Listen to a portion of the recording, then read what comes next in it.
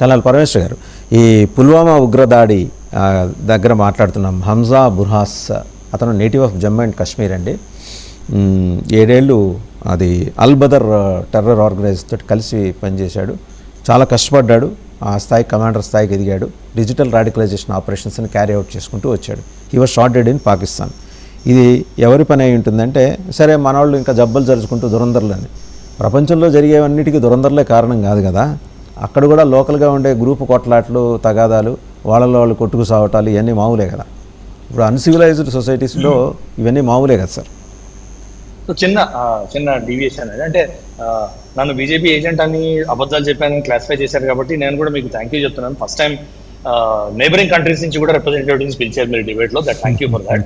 వాళ్ళ పర్స్పెక్టివ్ కూడా తెలుస్తుంది మనకి, so thank you for that. But మీరు అన్నట్టు కరెక్ట్ అండి, దురందర్లు అని చెప్పి మనం మాట్లాడుకోలేం. ఎందుకంటే దురందర్లు ఉన్నారా లేదా అనేది మనం ఎప్పుడు డాక్యుమెంట్ చేయలేం. ఉన్నా కూడా మనం డాక్యుమెంట్ చేయలేం, చేయకూడదు కూడా. National security number 1.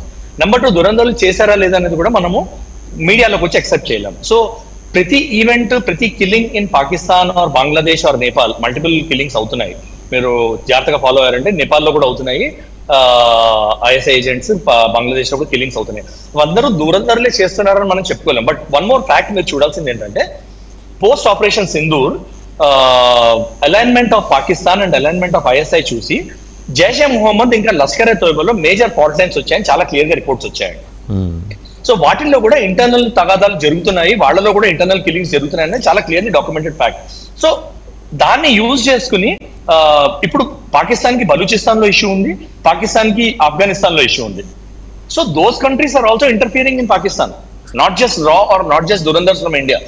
సో ఏంటంటే ఏ కంట్రీ ఇన్వాల్వ్ అయింది అండ్ ఇంటర్నల్ గా వాళ్ళని ఎవరు ఫండ్ చేస్తున్నారు, ఆ ఫ్యూడ్ ని వాళ్ళని ఎవరు చంపుతున్నారు అనేది ఎవరు అగ్రీ చేయరు. మా మోరల్ సపోర్ట్ ఉందంటారు కానీ దాని తర్వాత ఎవరు అగ్రీ చేయరు. ఇది ఆఫ్ఘనిస్తానీ తెరికే తాలిబాన్ పాకిస్తాన్ సపోర్ట్ తో జరిగిందా, లేకపోతే బలూచ్ రెబల్ ఫోర్సెస్, ఎందుకంటే బలూచ్ వాళ్ళ మీద చాలా అట్రాసిటీస్ జరుగుతున్నాయి. పాకిస్తాన్ ఆర్మీ కిల్లింగ్ చేస్తుంది, ఆడ మొగ పిల్ల ముస్లిం అని చెప్పి డిఫరెన్స్ లేకుండా కిల్లింగ్స్ జరుగుతోంది. సో బలూచ్ వాళ్ళు కూడా దే ఆర్ వెయిటింగ్, అంటే ఎప్పుడు ఎటువంటి ఇష్యూ పాకిస్తాన్ లో అయినా కూడా బలూచ్ వీళ్ళని తీసుకొచ్చి ఒక డైవర్షన్ ఇది చేస్తుంది పాకిస్తాన్. సో ఇట్లాంటి వాటిల్లో ఛాన్స్ దొరికినప్పుడు బలూచ్ ఆర్మీ కూడా రెవెన్యూ తీసుకుంటుంది. సో వాళ్ళు చేశారా వీళ్ళు చేశారా అనేది చెప్పలేం కానీ, బట్ టెర్రరిస్ట్ లీడర్స్ ని టార్గెటెడ్ కిల్లింగ్ చేస్తున్నారు, వాళ్ళ లీడర్షిప్ ని ఫినిష్ చేస్తున్నారు, వాళ్ళ ఇన్ఫ్రాస్ట్రక్చర్ ని ఎఫెక్ట్ చేస్తున్నారు అనేది మాత్రం ఫ్యాక్ట్.